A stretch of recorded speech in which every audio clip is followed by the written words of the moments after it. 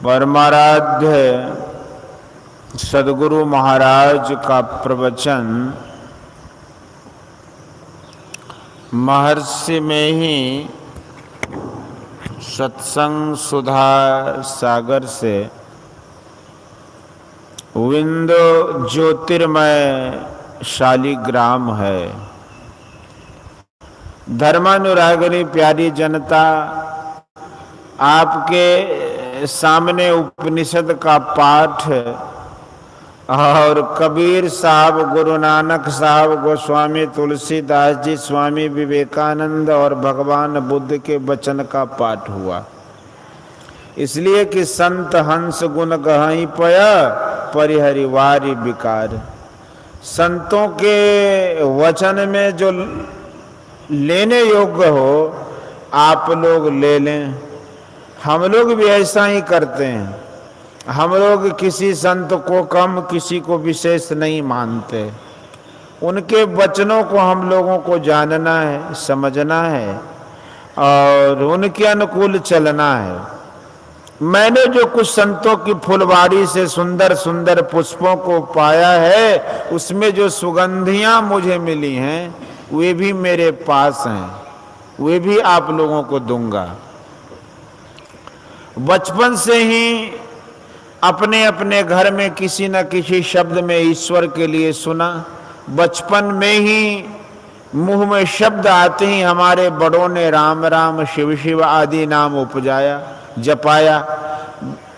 बचपन से ही यह छाप पड़ गई है, किंतु इसकी स्थिति कैसी है नहीं जान पाया, किंतु मान लिया।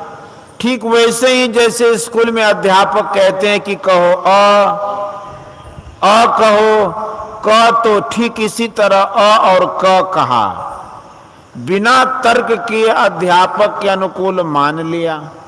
कुछ बड़ा हुआ और उनके उच्चारणों को समझने लगा तो कहा कि अध्यापक जी ने ठीक ही कहा था। उसी तरह जब हम संतों की वाणी आदि को पढ़ते हैं तो उसमें ईश्वर की स्थिति पाते हैं और वह विश्वास पक्का हो जाता है। कितने भाई कहते हैं कि ईश्वर तर्क में नहीं आ सकता, कितने भाई कहते हैं कि जो तर्क में नहीं आता वह है ही नहीं। ये दो प्रकार के ख्याल लोगों में है। ईश्वर है पक्ष में विशेष और नहीं है, ईश्वर नहीं है इसके पक्ष में बहुत कम लोग हैं। किंतु वे ऐसे हैं जो विशेष विद्वान हैं। ऐसे लोग भी जिनको तर्क करने में ईश्वर में विश्वास नहीं है, मेरे बहुत साथी हैं। ईश्वर में विश्वास रखने वाले विशेष और नहीं विश्वास रखने वाले कम हैं। आजकल चुनाव का दिन है, इसलिए लोग इसी को विशेष मानते हैं। इसलिए यही पक्ष मजबूत है कि ईश्वर है, किंतु उसका अनादि अनंत असीम अपरिमित इस तरह कुछ होना संभव है या नहीं। गोस्वामी तुलसीदास जी महाराज ने कहा कि व्यापक व्याप अखंड अनंता अखिल अमोघ शक्ति भगवंता। और कबीर साहब कहते हैं कि स्वरूप अखंडित व्यापी चैतन्य से चैतन्य, ऊंचे नीचे आगे पीछे दाहिने बाएं अनन्य, बढ़ाते बड़ा छोटते छोटा, में ही ते सब लेखा, सबके मध्य निरंतर साई, दृष्टि दृष्टि सो देखा, चाम चश्म सो नजरी न आवे, खोज रूह के नैना, अचून चगून बजूद न मानू ते सुबह नमूना ऐना।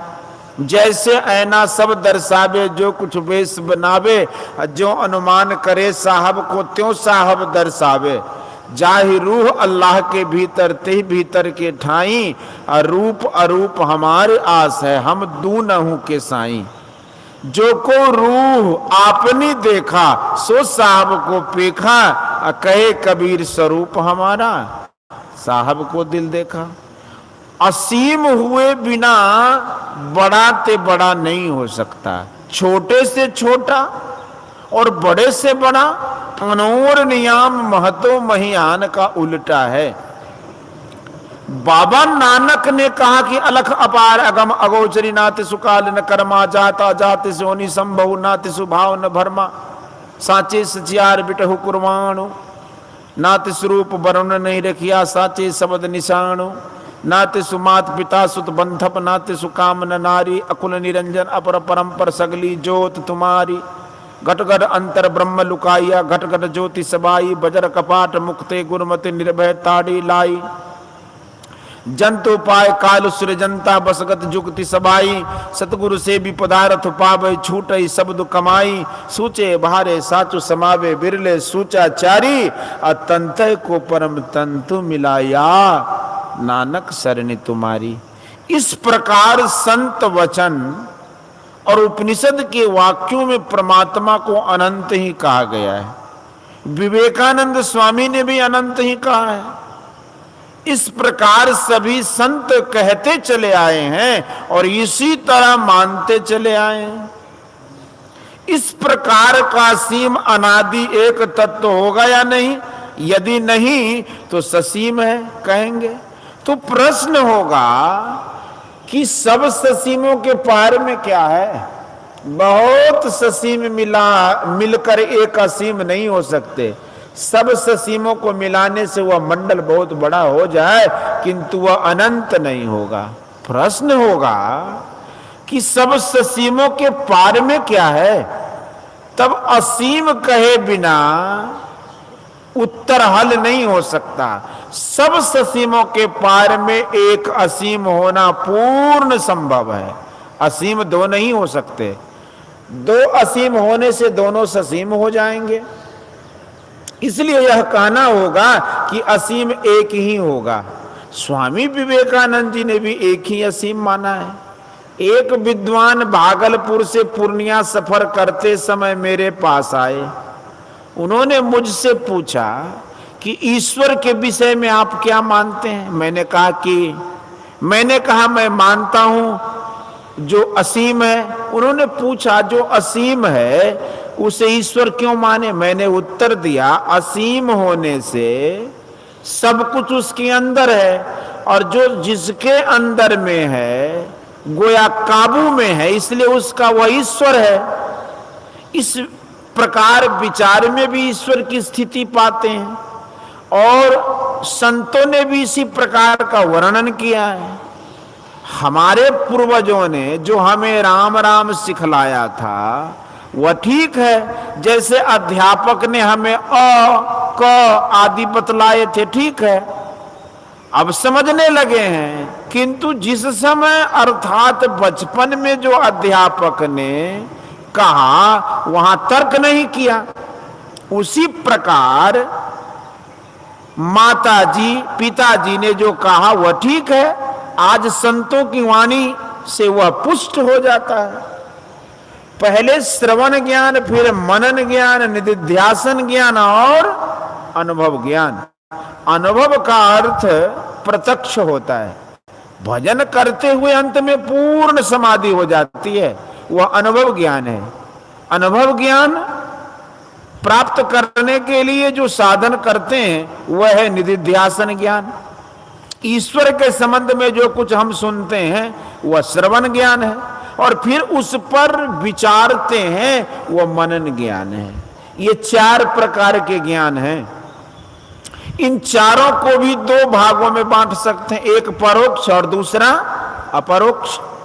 इस तरह ज्ञान को समझ लेने पर संतों की वाणी को वचन प्रमाण से मानते हैं, विचार प्रमाण से मानते हैं। किंतु जिनको अनुभव हो गया है वे संत हैं और जो अभी साधन कर रहे हैं, प्राप्त नहीं हुआ है, वे साधु हैं। साधक को साधन के अंत में अनुभव ज्ञान होगा। अभी जो कुछ पाठ हुआ उसमें आप लोगों ने सुना कि वह ईश्वर इंद्रियों, मान और बुद्धि से परे है, महतत्व से परे है। महतत्व का प्रयोग कहीं बुद्धि के लिए हुआ है और कहीं जड़ात्मिका प्रकृति के लिए हुआ। यहां महतत्व का प्रयोग जड़ात्मिका प्रकृति के लिए किया गया है। अव्यक्त माने जो इंद्रियों के ज्ञान से बाहर है, प्रकृति का मूल रूप। प्रकृति एक अपने रूप में रहती है, दूसरी विकृति रूप में। विकृति रूप इंद्रिय गोचर होता है, किंतु मूल रूप अव्यक्त है। श्रीमद् भगवद गीता में अपरा प्रकृति को अष्टधा प्रकृति कहा है। परा प्रकृति में विकृति नहीं आती, वह ज्यों की त्यों रहती है। परा प्रकृति अत्यंत सूक्ष्म है। सूक्ष्म का अर्थ छोटा टुकड़ा नहीं, बल्कि आकाशवत सूक्ष्म। ईश्वर को कितने लोग खंड खंड करके व्यापक मानते, कितने, किंतु भिन्न भिन्न पिंडों में होकर व्यापक होने से बीच में कुछ न कुछ अवकाश होगा, परंतु एक सघनता से फैला हुआ हो, ऐसा जो स्वरूप रखता हो, वह कितना सूक्ष्म और झीना होगा। दूसरी बात यह है कि छोटी सी घड़ी के यंत्र बहुत छोटे छोटे होते हैं, उसको खोलने के लिए बढ़ई का पेशकश काम नहीं करता, उसके लिए छोटे छोटे पेशकश चाहिए। उसी प्रकार परमात्मा के समक्ष ये इंद्रियां अत्यंत स्थूल हैं। इंद्रियों के परे मन, मन के परे बुद्धि, बुद्धि के परे महातत्व, महातत्व के परे वह आत्मा है। फिर उस आत्मा को इंद्रियादि से कैसे ग्रहण कर सकेंगे?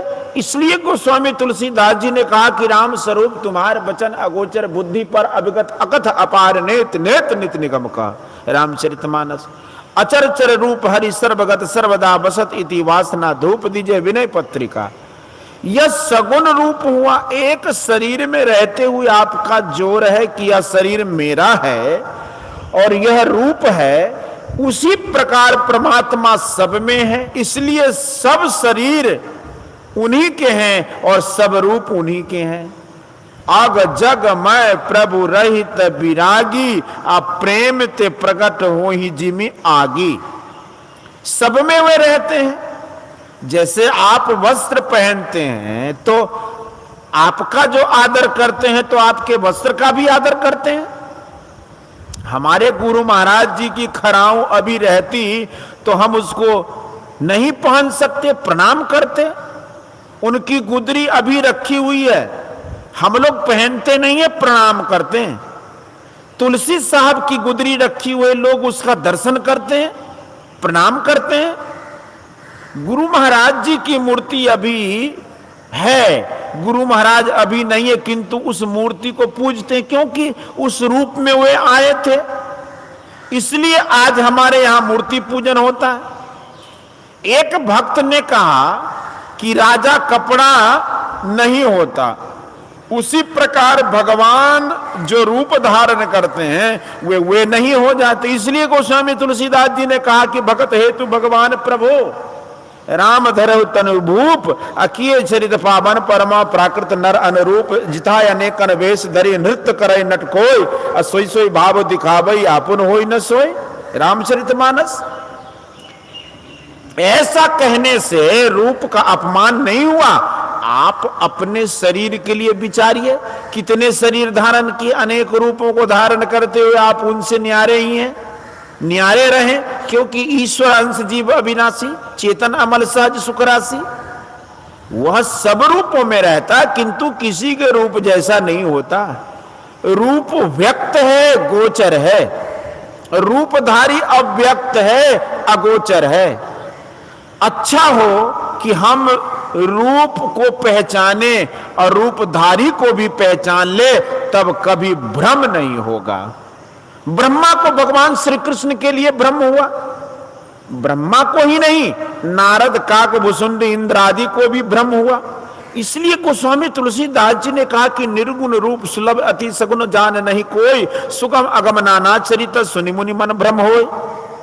तुलसीदास जी को भगवान के स्थूल सगुण साकार रूप के दर्शन हुए, किंतु वे पहचान न सके। प्रसिद्ध है कि चित्रकूट के घाट पर भई संतन की भीड़, तुलसीदास चंदन घिसे तिलक देते रघुबीर। सगुण साकार रूप में यह बात है, रूपधारी में यह बात नहीं। यदि रूपधारी एक बार पहचान में आ जाए तो फिर वह हेराने को नहीं। संतों ने कहा कि दोनों को पकड़ो, ईश्वर स्वरूपता अगुण अखंड अलख अज है, किंतु प्रकट होने के लिए कुछ कारण होना चाहिए, इसलिए भगत प्रेम बस सगुण से होई। सब रूपों में वह व्यापक है, इन सब रूपों में जो रूप विशेष प्रभावशाली है, धर्मवान है, वह विशेष है। महात्मा गांधी जी ने कहा कि मनुष्य अवतार है। अवतार से तात्पर्य शरीरधारी पुरुष विशेष। जीव मात्र ईश्वर के अवतार है, परंतु लौकिक भाषा में सबको हम अवतार नहीं कहते। जो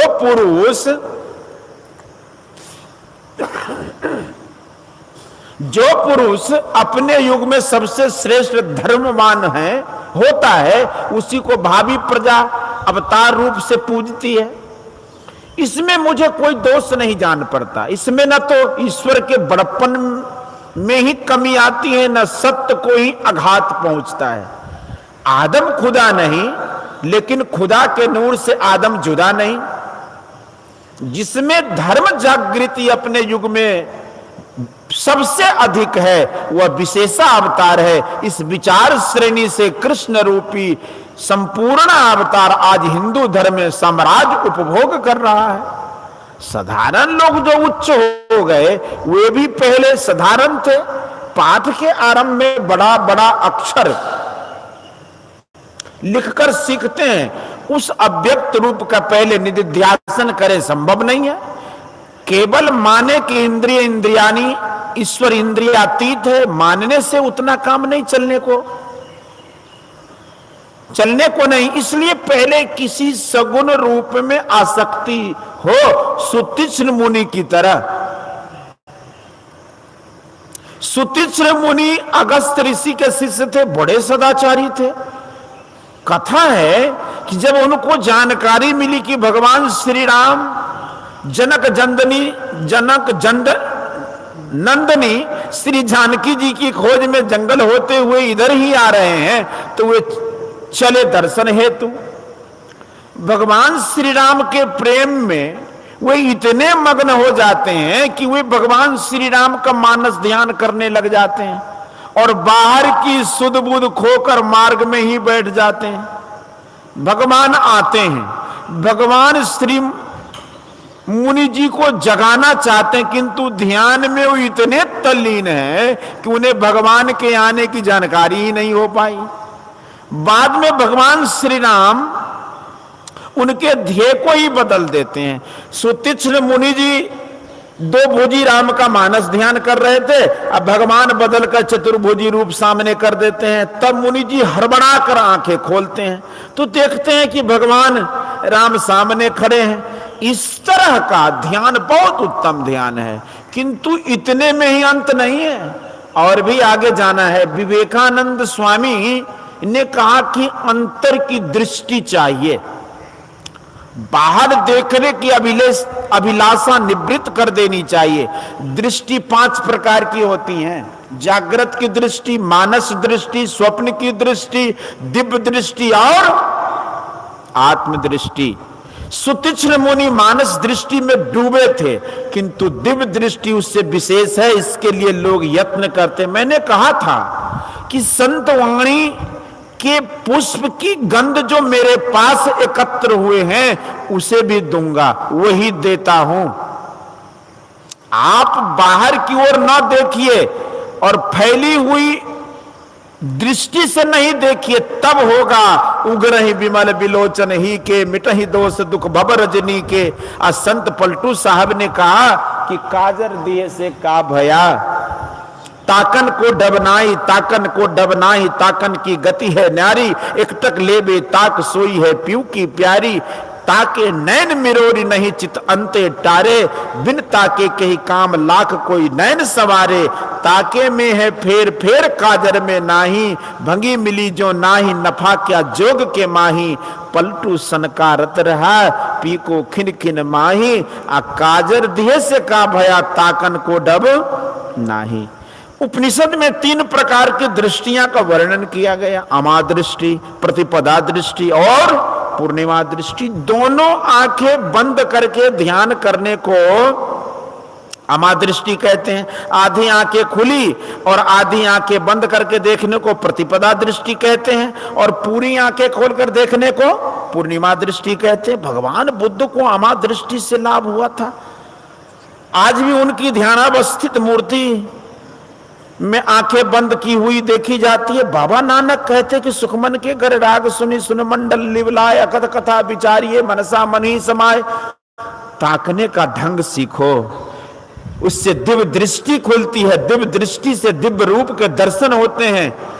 भगवान ने अर्जुन को थोड़ी देर के लिए दिव्य दृष्टि दी थी, किंतु इसी में समाप्त नहीं है, इससे आत्मा का दर्शन नहीं होता। इसके लिए और कोई दृष्टि नहीं है। चेतन आत्मा स्वयं दृष्टि स्वरूप है। मन बुद्धि कान आंख नाक सब इंद्रियों में वही चेतन धारा है, उसी के बल से सब इंद्रियां काम करती हैं। वह स्वयं शक्तिहीन नहीं है। यदि सब इंद्रियों से वह छूट जाए तो उसकी शक्ति बहुत बढ़ जाती है। श्रवण बिना धुन सुने, नयन बिन रूप निहारे, रसना बिन उच्चरे, प्रशंसा बहु विस्तारे, नृत्य चरण बिनु करे, हस्त बिनु ताल बजावे, अंग बिना मिली संग बहुत आनंद बढ़ावे, बिनु शीस नवे जहां सेवक को सेवक भाव लिए रहे, मिली परमात्म सो आत्मा परा भक्ति सुंदर कहे। संत सुंदरदास जी, केवल चेतन आत्मा ही आत्मा है। चार जड़ शरीरों स्थूल सूक्ष्म कारण और महाकारण को छोड़कर चेतन आत्मा रहे, तब परमात्मा की पहचान होगी। जैसे जैसे जैसे आंख से सबको देखते हैं, किंतु आंख को फिर आईने में आंख से ही देखते हैं, इसी तरह चेतन आत्मा परमात्मा के दर्शन, चेतन आत्मा परमात्मा के दर्शन करे। यह उपमान का प्रमाण है। यदि विश्वास नहीं है तो करके देखो। हाइड्रोजन और ऑक्सीजन को मिलाने से जल होता है, कोई कहे कि नहीं होता तो मिलाकर देख लो। त्वचा का सुख त्वचा को होता है। बच्चा माता की गोद में अलग होना से अलग नहीं होना चाहता, इसलिए कि त्वचा का सुख मिलता है। परमात्मा से आत्मा के मिलन में महान सुख है। इसी को सुंदरदास जी ने कहा कि अंग बिना मिली संग बहुत आनंद बढ़ावे। जब तक दिव्य दृष्टि रहती है तब तक सूक्ष्म शरीर रहता है। परमात्मा साकार भी है और निराकार भी है। परमात्मा के सूक्ष्म साकार के दर्शन इस दिव्य दृष्टि से होते हैं। निराकार को पाने के लिए निराकार का अवलंब लेना होगा। वह अवलंब नाद है। आप लोगों ने सुना है कि बिंदु ध्यान विधि नाद ध्यान विधि सरल सरल जग में परचारी। यह बिंदु और नाद क्या है? यह बिंदु ज्योतिर्मय शालिग्राम है। विद्वान लोग जानते हैं कि बिंदु छोटे से छोटा चिन्ह है। पेंसिल की नोक जहां रखो वहीं बिंदु उत्पन्न हुआ। किसी आकार का आरंभ बिंदु से होता है और अंत बिंदु पर होता है। निराकार से सकार जब बना है तब पहले एक बिंदु बना है। इधर से उलटिए तो उस बिंदु को पकड़िए। इसी को गीता में भगवान ने अनोर नियम कहा। ध्यान बिंदु उपनिषद में कहा, बीजाक्षरम परम बिंदु नादम तस्य परिस्थितम सशब्दं चाक्षरे छीने निशब्दम परमम पदम। ध्यान बिंदु उपनिषद। परम बिंदु क्यों कहा? परम बिंदु किसी पेंसिल से बाहर मैंने बनाया नहीं जा सकता।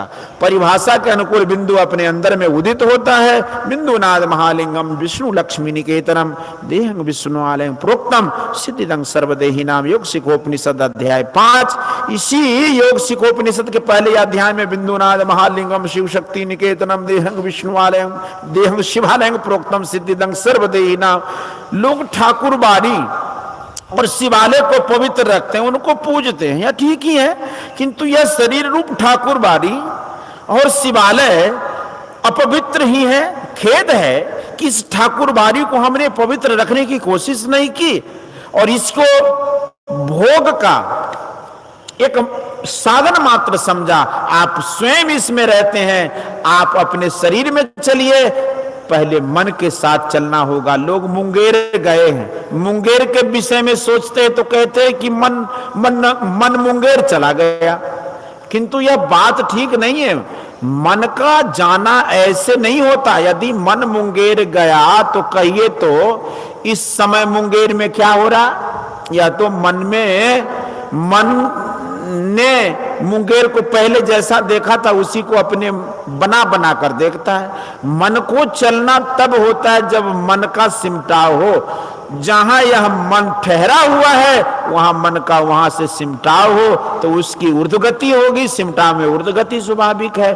कोई भी तरल कठिन वाष्पीय पदार्थ हो, सिमटा में ऊर्ध्वगति होगी। इसी के लिए कहा कि बैठे ने रास्ता काटा, चलते ने बाट न पाई। है कुछ रहनी गहनी की बाता, अब बैठा रहे चला पुनि जाता। मन का सिमटाव करना, बैठना है, ऐसा करे तो चलेगा। मन आगे बढ़ेगा तो दिव्य दृष्टि हो जाएगी। दिव्य दृष्टि से दिव्य माया देखने में आवेगी। परमात्मा निराकार भी है, उसको कैसे पकड़े? तो उसके लिए नाद ग्रहण करना होता है। यह रूपातीत उपासना है। नास्ति नदाद परो मंत्रो न देवा स्वात्मनः परा नानु संदेह परा पूजा नहीं तृप्ते परम सुखम योग शिखोपनिषद। नाद उपासक निराकार उपासक होता है। शब्द में अपने उद्गम स्थान पर खींचने का गुण है। आदि शब्द परमात्मा से हुआ है। संतों ने इसी को ओम, स्फोट, राम नाम, सतनाम आदि कहा है। कितने कहते हैं कि शब्द आकाश का गुण है, किंतु उस समय आकाश कहां? आकाश तो बहुत पीछे हुआ। वह शब्द सृष्टि के आदि में परमात्मा की मौज से हुआ। भगवान में 3 प्रकार के शब्दों का वर्णन भागवत में 3 प्रकार के शब्दों का वर्णन है। प्राणमय, मनोमय और इंद्रियमय। वह चेतन शब्द परमात्मा से उत्पन्न हुआ है और परमात्मा से लगा हुआ है। जो उस शब्द को पकड़ता है वो परमात्मा को प्राप्त करता है। इसके लिए बहुत विशुद्ध होना पड़ेगा। झूठ, चोरी, नशा, हिंसा और व्यभिचार, इन 5 पापों को नहीं करो। एक ईश्वर पर ही अचल विश्वास, पूर्ण भरोसा तथा अपने अंतर में उनकी प्राप्ति का दृढ़ निश्चय रखना। सतगुरु की निष्कपट सेवा, सत्संग और दृढ़ ध्यानाभ्यास, इन 5 को मोक्ष का कारण समझना चाहिए। इनसे ही मन की विशुद्धि होती है। जिनका मन विषयों में आसक्त है उनका मन समेट में नहीं आता। जिनका मन विषयों में आसक्त नहीं है उसका मन समेट में आता है। श्री राम ने तो कहा कि यही तन कर फल विषय न भाई। बोलिए श्री सद्गुरु महाराज की जय। यह प्रवचन मुंगेर जिला अंतर्गत उच्च विद्यालय सूरगढ़ा में दिनांक 22/4/1954 ईस्वी को रात्रिकालीन सत्संग में हुआ था।